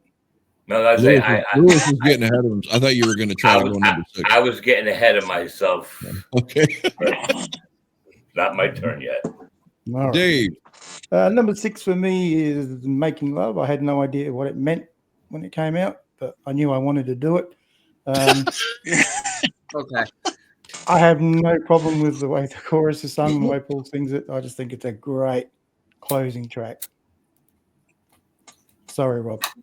All right, that's all right. I've just lost some of my. I know I'm in the minority. It is a legendary Kiss song. I just never really cared for the chorus. Tommy. All right, number 6. So I had to get up and use the restroom. And on the 8th day. No, I did not put this up higher on the list because it's my favorite Kiss song. I put it up on the list because it is a badass way to end Lick It Up. Period. All right, now it's your turn, Lou. All right, for me. Okay, my number 6 is Black Diamond. I think it's the perfect ending for that album. That long, drawn-out instruments, slower and slower and slower, is just a cool way to exit the album. When we were kids, I was 15 when I got into Kiss. My next-door neighbor was into them. Every time he always got an album first, I got it afterwards. And we just listened to that thing. And he had an Emerson stereo, which wasn't so great. I then got a Sherwood, which kicked its ass, because that was higher, stronger sound.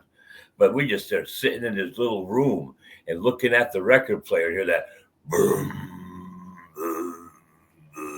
Yeah. Whoa, this is trippy. This is cool. Like, when's it going to end? I don't know. We're looking at the fucking needle on the album, see how close it is. Like, whoa, this is blowing my mind. And we're not even doing drugs. So I think it's a good ending to that album. All right. My number 6 is Rock and Roll Party. Wait a minute. Do you Do you love me? I was just seeing if you're paying attention, Scott. Number 6 is Do You Love Me? I love the song, and as far as that album goes, probably the best way you could end it. I know Tommy mentioned God of Thunder. That's a little bit too down tempo. I mean, I know it's an evil song, not a ballad, but I like the big booming drums and Paul at the end of this just screaming his ass off. It's just a good way to end it. What song was that again? Do You Love Me? Yeah. Okay.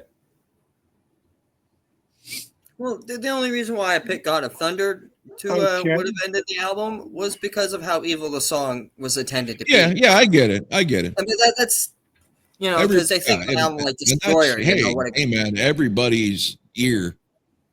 Yeah, it tells them what they prefer. I don't think there's a better track on this album to end it, honestly. And I think it is brilliant how it goes into that fucking live / Great Expectations rock and roll party chant. That's one of my favorite non-song excerpt tracks that I've heard by any band. It's really cool. Not to get off topic, but did they ever play Great Expectations live other than Symphony, and I don't know. I just didn't. The only time they did. I haven't watched enough. I scratch my head on. I would doubt it. I really would doubt it. When they did that live on Symphony, I almost liked it better than Destroyer. Except I did enjoy it. Problem. Gene did not shut up during the refrain chorus toward the end to let just the chorus take that part, and then he comes back within his vocals. He just kept singing. If he shut his mouth or they muted his mic, it would have made the song a whole lot better. That fucking children's choir did an amazing job. All right, whose turn is it? Wasn't that in Australia, that one? Lewis's, right? Yes. What number are we doing? Should be number 5. It's me. Okay. Scott. Oh, number Scott. 5? It's Scott. me. Okay, I think Lois just talked about this, and I look too, man. Black Diamond. Damn, what killer way to freaking end that album off, man. And I'm one of the ones, Lois, that loves that. Brum, brum, the end of it, I love that evil, damn near satanic, just sound, man. I love it. I think it's perfect, man. I don't know whose idea that was, but I give him a thumbs up, man, on that, dude. Who could it be, Dave? Who can it be now? Number 5, and I knew what this meant when this one came out, is Up All Night. And this song, I don't know, when I listen to it, that's what I want to do. I haven't met a girl that wants to do that all night yet. But, I can't disagree with that. I really can't. you do, don't you? You just hear, you think, yeah, All find me a right. woman right now. Jesus Christ. We're going off the rails. Tommy. Oh, my number 5. Now, I really want the opportunity to say this. If you were to pick up a turd off the street, not stealing your thunder, Dave, and putting icing on it, that's what you would get. Last Chance. For an That's so album. high Last up on Chance. your It's a list. good way to end such a crappy album. Last Chance. Because it does fit the theme of the album, though, Louis. Because It really It's a shit does. It album, really so- does. Yeah, I guess. Yeah. it's shit. It Title-wise, really does it's fit a the good album the choice. most. You know, this is the last chance to put out Louis, something. Scott, what year did Monster come out? Do you know? 2012. No, if I was Okay. about to say that. So say Monster 2000, actually. Okay, so if Monster actually would have been good, I mean, real good to the point where it became popular to the masses, do they put out more studio stuff, or do you think this was their last chance? And if nobody liked it, they were done. Wow. I think they rolled the dice with another one. If it Early does good. 70s? If it does good. Early 70s, they would be hard to say early 70s when they first started if they came out with something like this. Because if you think about that, you have to think about the music that came out around the time where it was more poppy and everything else. So I think people would have turned their heads and been like, what the hell is this? And listened to it. But that's just... Did I miss Lou? that? Okay. Regardless of the set list and everything else on the album itself, it is the perfect song to end the album. Nothing else would have fit, especially with all the weird sound effects toward the end and the squeal out and everything else. War Machine. That song is the song for that album to end the album. And there's not a single track more fitting than that. Okay. I'm not sorry. Number 5 for me is All Night. This song, you got that right, Dave, at number 5? Yep. An amazing song. And you can say cheesy all you want. This is heavy. I mean, that guitar riff, the breakdown, this is a heavy, badass song and perfect on that album to end the album. That's all I got to say. All you need to say. Number 4 is Do You Love Me? Great freaking drum feel, man. I love that freaking, man. That's a song that back when I first got this when I was young that I liked, but I never really paid much attention to, man, until later years. But Do You Love Me is a fantastic song, man. A great vibe song. And the breakdown in the middle, man, when Paul changes his voice like he's singing through an Epiphone or something, it's fucking awesome, bro.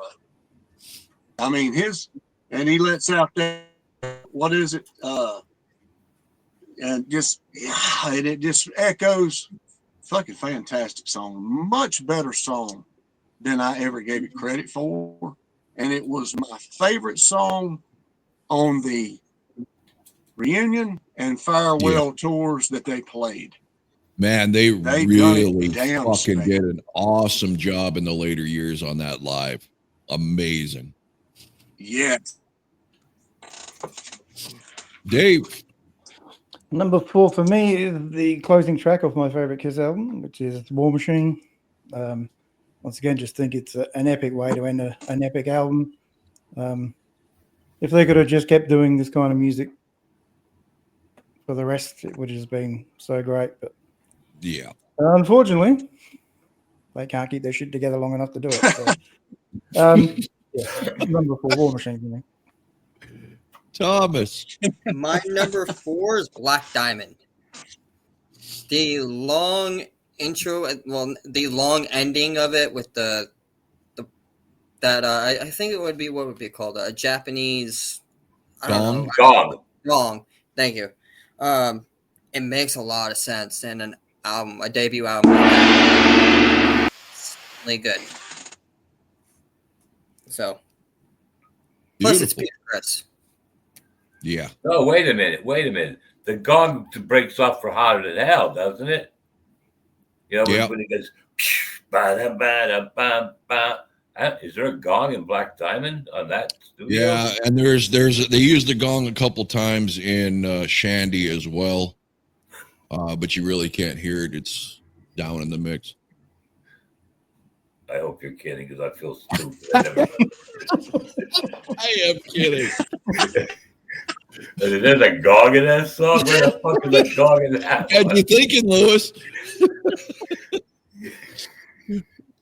All right, your turn, Lewis. Okay, number 4 for me, Rock and Roll All Night. I like that version. Straight, simple, to the point. No intermix thing. No, like on Kiss Alive, that to me is the worst song on that album, because when they come back with the chorus, there's no guitars to it. It's just the singing, then the song ends. But I think the better choice would have been She to end that album, because you got that song ending. Just end the album like that, and you go off on a thing like, whoa, and it makes you want to go back and restart the album again. Yep. To make me turn it off and never listen to it again. What do I have? Number 4? Shut up. Okay, number 4, Black Diamond. Obviously a great way to, and they could actually have ended their shows with this song if there was no Rock and Roll All Night, right? It's just that good of an ending song. I, as a kid too, loved that long drawn out, because it was, like Scott said, when you're a kid, it was almost like satanic. You're like, you could just see all this evil shit in your head as that thing's slowing down and slowing down. As an adult, I can't fucking stand it. It's too long. It does nothing for me. It makes me completely forget why I put the song on in the first place. But it is a great fucking song and a great closing song if you cut that fucking ending off. Wow. Maybe end it with a All gong. right. And it was a gong. Just like Gong. on Shandy. Number 3, Scott. Cowbell and gong. It's There you go. number 3. I think everybody's hit on this. Maybe one of you guys hasn't, but it is absolutely spectacular, and that is War Machine, man. And I think it's perfect where it is, but damn, you could have damn near went anywhere on that album. I mean, that album's that damn heavy and just fucking in your face. The only one you wouldn't want to end off is I Still Love You. And I still absolutely think that's one of the spectacular power ballads I've ever. But yeah, man, War Machine is perfect, man. It's heavy and it is to the damn point, and it's a rocker, bro. I love it. Overplayed over the years, yeah. I will agree that. Live, you just don't get the same vibe off of that song. Dave. Number 3 for me is one you've all talked about, Black Diamond. I love the intro to this with Paul's vocals and the little harmonies. You know, you're not expecting what comes next.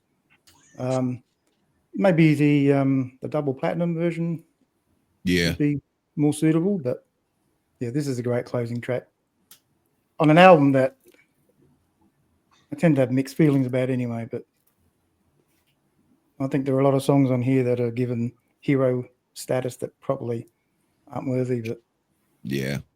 Sorry, Scott, I can see you looking at me. Yeah, I can definitely see that. It is a great song. What's that, Scott? Oh no, man. I mean, I love the first album, but there's a couple on there I'm not that crazy about too, man. So yeah. There are a lot of those songs on that album that are just so much better on the Alive album. Yes. And I still go back to, I think they played a lot of those on that debut album too slow. Thomas. My number 3 is a badass, awesome way to end an album. All Night. Yeah. What else can I say about it, man? Other than that, right? Yeah. Can we just say what a fucking, for all the flack that they caught over their androgynous appearance on that fucking album and that time in their career, it's a fucking phenomenal album. It is. Asylum is just fucking badass. It is. Paul's voice is phenomenal. The guitars, the drums, everything about it is just in your face. And you know what? Beginning to end, really.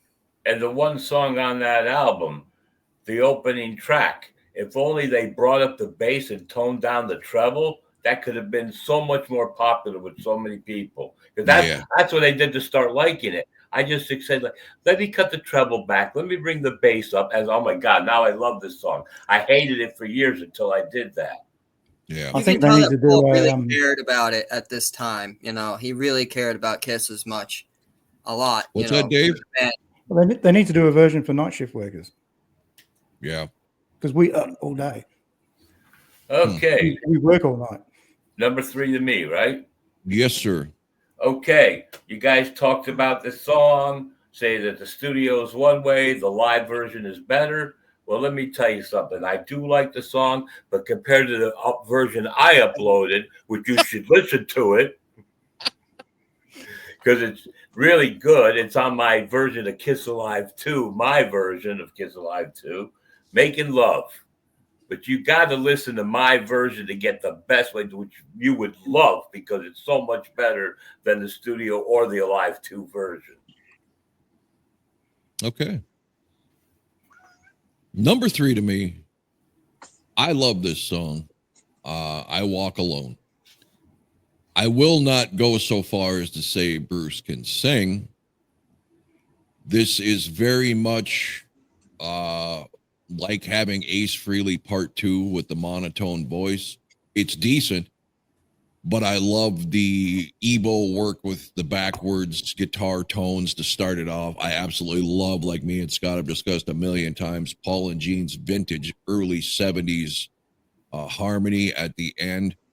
The reason I put this so high up is I overthought it a little bit. How perfect to end the album that he was solely responsible for, saying, I now walk alone. I don't know if this was some kind of vision he had or if he knew the writing on the wall, but from this point on, Bruce was out on his own. So I think that is just a cool way to wrap up that album. The prophetic meaning is there. I didn't, for the meaning of the song, it's very prophetic. Yeah. Good to see you getting to grunge, Rob. Yeah. Scotty. Okay. Number 2. And this is absolutely perfect. Perfect way to end off Hotter Than Hell. Strange Ways.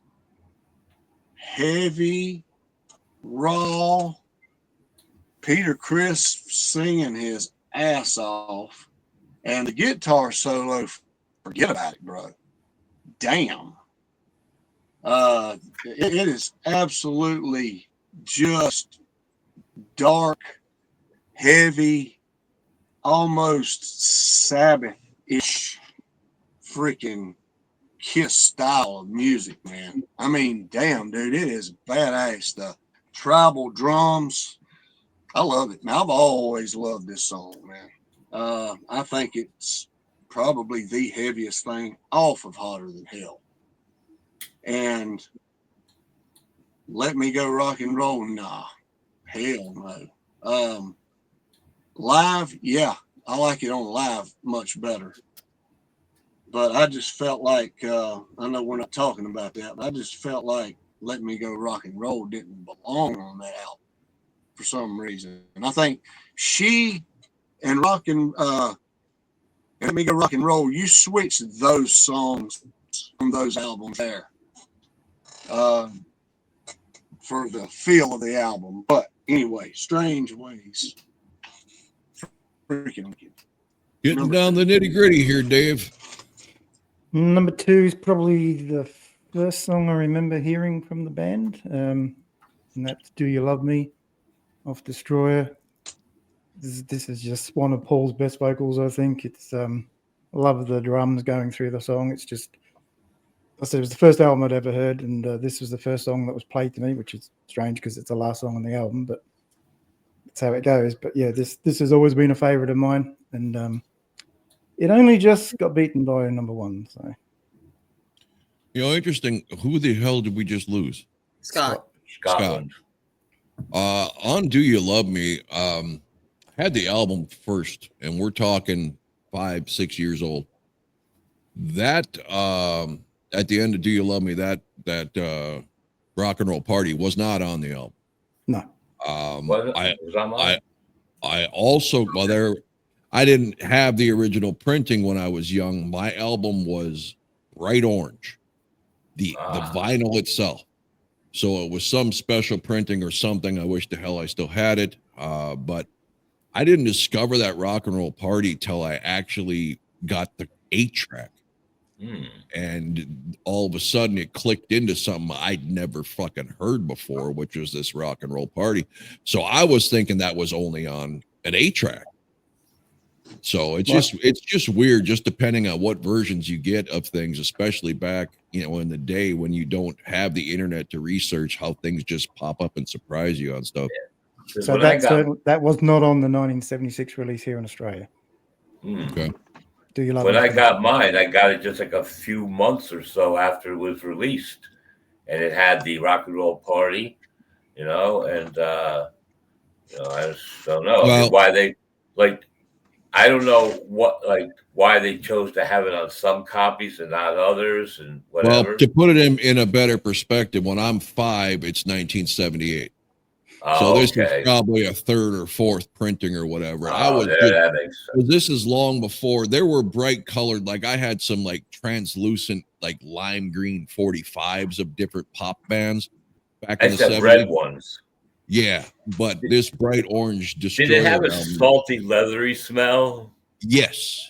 I miss that smell so much. You know what it reminds me of? You can't describe it, but the 78s, if anybody ever had 78s of it's usually cheesier, old time music, but they were always like a bright yellow, and they had that same thick texture and smell as that orange album. Did they still have records on the back of cereal boxes when you were a kid? Yeah.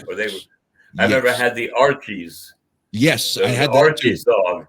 Was it the Archie Party song? And they'd come and they were squares, a lot of them, and they were just flimsy. Yeah. You could but the thing is, you would cut the album off the back of the box. You try to cut it in a circle, it would warp, it wouldn't play right. But you try to listen to it. Yeah, things were so much cooler back then. But anyway, whose turn is it? Tommy. Oh, my number 2 would be "Thief in the Night." Okay. Another, really, to me, a badass way to end a Kiss album. especially like Crazy Nights. There's nothing again, I listened to some of the albums while making this list to make sure I didn't pick any favorites over this and that. But with this one, I had a hard time because listening to Crazy Nights, it's a fucking badass Kiss album. It's Crazy Nights. So I put that as my number 2 because it deserved to be on there at number 2. Okay, Lewis. Okay, my number 2 is a song that is on my version of my Kiss Alive 2 that is not on the original Kiss Alive 2, along with songs Flame and Youth, Take Me, is Do You Love Me? Oh, and Hooligans on that too. See, that's why you got to listen to my Alive 2. It's a true Kiss Alive 2. Is your real name Simmons? Is your last name Simmons? Yeah, no.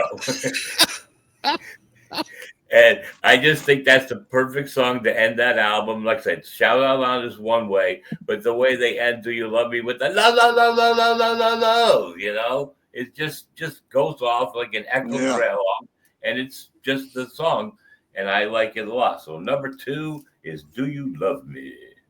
Warning, this podcast may contain ads. Yeah. Unfortunately, you can't hit the skip button on Lewis's ads. No. All right. So my number 2 is Rock and Roll All Night. I don't care if I ever hear this song again, any version whatsoever, but you can't deny how epic it was. I, too, do not care for the massively overplayed live version. As cool as Ace's solo is in there, I don't think it was needed. I like the cut and dry anthem without. To me, an anthem should be just that, an anthem, which is vocal. It's got nothing to do with showcasing musical ability, but I can't picture a better song on this album to end it. So, though I never want to hear it again, it was the best choice. Did you ever notice that the end of Rock and Roll All Night live on the live album, whatever, is the same taken from the ending of Getaway from Dress to Kill? Yep. Yeah. Number 1, Scott.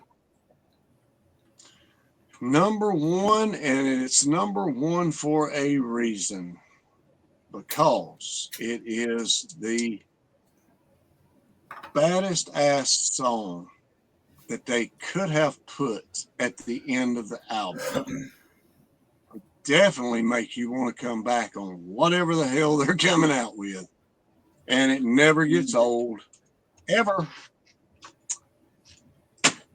Making love, all night long. Making love, making love, making love, all night long. Number 1. I think I just had a stroke. Making love. Rock So, and Scott, roll over supreme. Scott, do you like that song? No. Give or take. Yeah. I'm just fucking with y'all. Dave. My number 1 is probably, I think, Gene Simmons' best ever song with Kiss, and that's from Lick It Up's and On the 8th Day.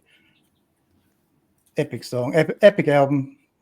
Best non-makeup album, and this is just a great way to end a record. This just makes me want to play the record all over again. Which one? And On the 8th Day. Ah, okay, gotcha. God created. Thomas. My number 1 is none other than Say Yeah. Yeah, man. For 3 reasons. 1, it's a badass song to end an album like Sonic Boom. Sorry, I almost sinned right down there. And 2, it's an amazing song fucking live. And 3, it was my generation's era of Kiss. Yeah. That makes a difference. That makes a difference. Lewis, I can't wait. I haven't been keeping track. What's your number 1? Okay, before I get to my number 1, I just want to say I can make things easier on you guys that I did put up a video that has live version of Flamin' Youth and Making Love. That's all you have to hear, because those are the ones I reworked to be different.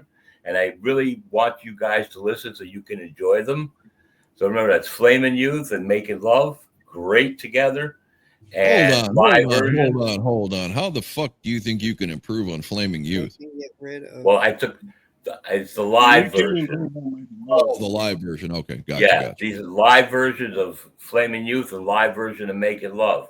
If you listen to Flamin' Youth or seen that show where Paul drops the mic and he gets the verses mixed up, I straightened it all out. So it's a clean flow the way the lyrics you need to bring the volume up on the best part of that song.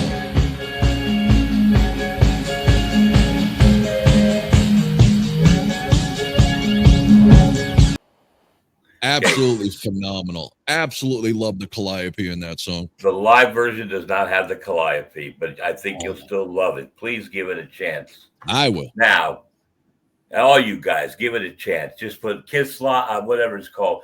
If you're live three, if you're Flamin' live Youth, yeah, Flamin' Youth and Making Love 676, 77 live. Put my name, whatever. You'll find it. And it's tremendous. No visual, just a black screen. And one person only on my live 2 said to me, "Hey, you made your live." He said he made your Making Love, like, I don't want to mention it, like something else. How did you do that? And you have to listen. Most people don't even catch what I did with the trick edit. But anyway, number 1 for me is the song on a great album that's unfortunately underrated. But you can't, it's just got that kick, that punch, whatever is all night. Yeah. That is the song, because, like I said, it's a terrific album. You know, even the songs I used to not like, I've grown to love, or at least like them enough. And I don't think that album has one bad song on it. You know, I mean, there's songs that are better than others, but it's that stupid cover ruins it, you know. Whatever. It just, like I said, I don't know who they hired to market this band or whatever, but they're a bunch of fools as far as I'm concerned. And it's amazing, the testament of the power of Kiss, that they survived so much bad marketing. Yes, I agree. And I think that Asylum is their last greatest album they ever done. Yeah. I gave a lot of praise to Revenge, but I think me and Scott have talked about it. I think I was just so elated that Kiss was badass again that I gave it too much credit.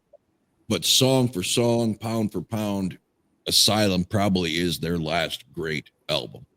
Yeah. Can't think of one better. Yeah.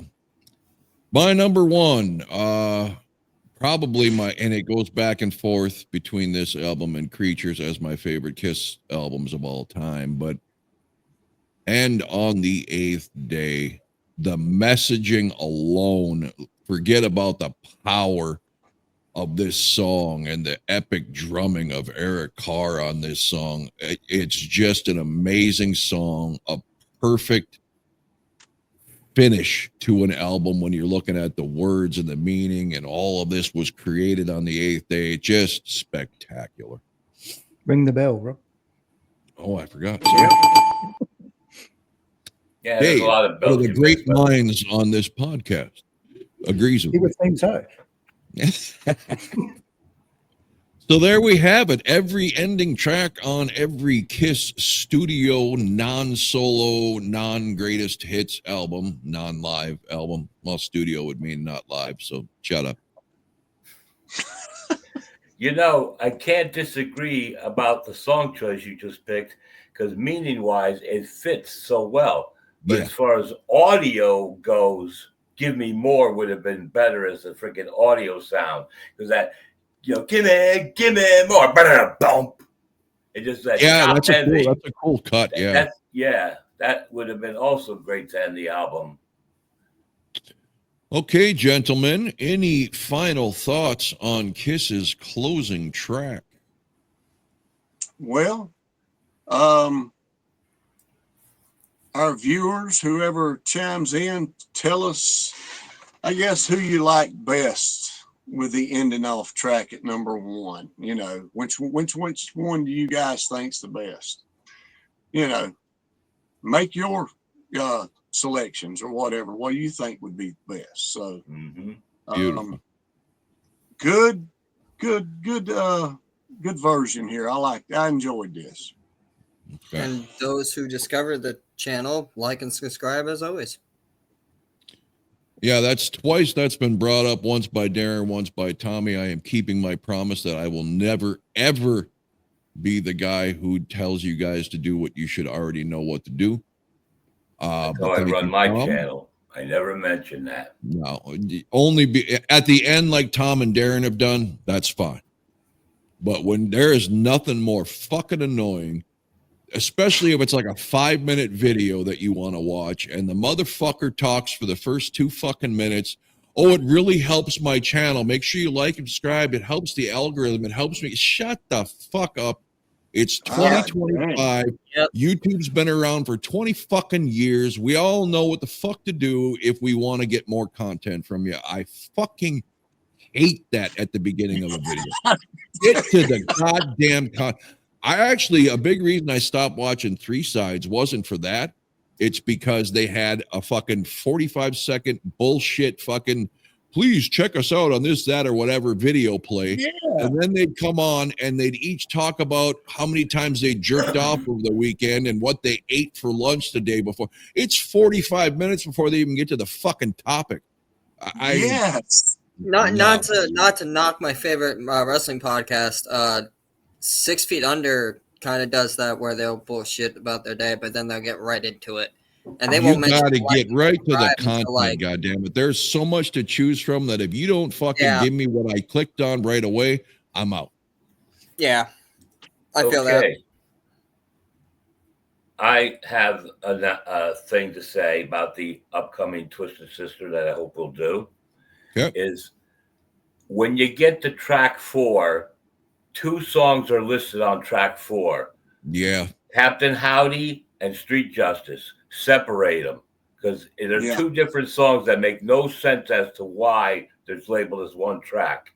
There's not even a space in between, though, is there? No, there's really not. I mean, there's maybe a smidge of a space that you, whatever. Yeah. But it fades out enough, and then the other song kicks in. There's not even, as far as I can tell, not even an overlap. You know? So... yeah, so just make sure those as 2 different tracks. Yeah, make Captain Howdy track 4, make Street Justice number 5, and then 6 through 10, starting with I Want to Rock, The Price, whatever, all the way down to the end, and pass that on to Dan. So 9 tracks becomes 10. Yes, 9 tracks becomes 10. Okay. Why the hell they do that? I don't know. I have no idea. It is. You know what it is? I know what it is. People that when they engineer stuff from cassette to CD or whatever, they just listen, but they don't have any notes. Nobody tells them anything, and they just do whatever, and it winds up. But let me tell you something. On the back to Kiss, on Crazy Nights, Turn on the Night sounds so freaking brutal, raw, loud, especially that opening. You crank that thing up, the CD neuters that opening so much I can't stand listening to it on the CD. The cassette, I never heard the vinyl version, so I don't know what that sounds like. But that big opening, loud keyboard sound is very wicked cool on the cassette, and total shit on the. Wow. I've been one since the beginning of CDs who cried bullshit on the hype it got for their clarity, because all clarity meant on CDs was tinny and way too much high end. They drop the mids and the bass just so they can hear every little. That's annoying. Yeah. I don't want to hear that shit. Especially on the Kiss so-called remasters. All they did was bring up the treble and drop the bass down and ruined every album they have. Yeah. Okay, so I guess we're doing Twisted Sister next. Oh, cool.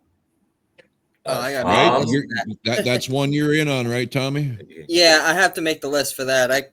We're not doing it tomorrow. It's just, yep, that's fine. There's no hurry. I just got one thing to say to Tom, my friend Tom. I don't know what your version is to British Steel, but I think if you gave it another listen, you'd end up really liking a lot of it. damn right, bro. I'll go listened to back it and I'll today. listen to British Steel, no problem. Holy shit! I didn't And then you realize might how want to good it join I would us. like to announce that next couple of episodes I'll be on, but after that I'm going to take a small hiatus for a couple of reasons. One being personal, two being, I know. You're going to get your dick short because you keep tripping over it. I've heard that once or twice. Thanks a lot. I had that done. You're It the didn't third work. person in my life to tell me that. Yeah, Well, Tommy's going to take some time off, and that's absolutely cool. That's why I want to get the ones he wants to be on done here, and that is Twisted Sister.